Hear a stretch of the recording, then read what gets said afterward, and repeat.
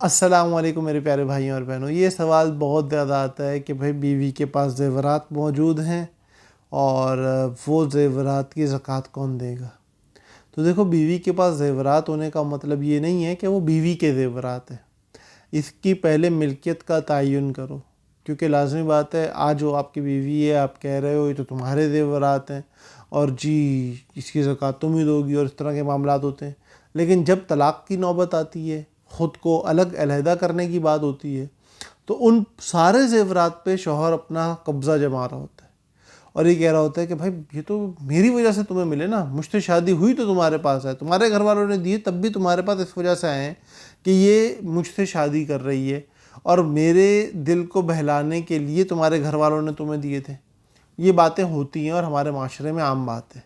تو بھائی اس زیورات کی ملکیت کا تعین بہت ضروری ہے.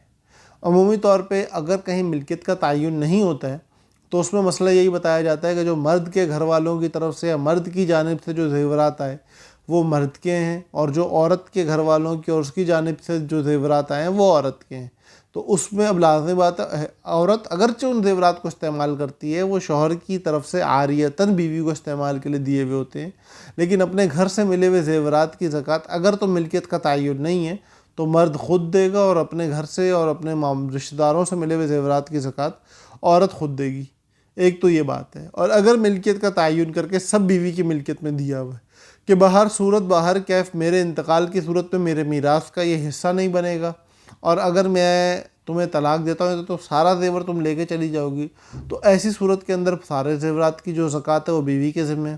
اور اگر اس کا بالکل اپوزٹ معاملہ ہے کہ عورت نے سارے زیورات مرد کی ملکیت میں دے کے خود صرف استعمال کے لیے رکھا ہوا ہے کہ طلاق کی صورت میں سب تم رکھ لینا، اور اگر میں مر جاؤں تو اس مال پہ جو میراث ہے وہ سارا مال یہ مال میری میراث کا حصہ نہیں بنے گا، تو ایسی صورت میں پورے زیورات کی زکوٰۃ مرد کے اوپر ہے.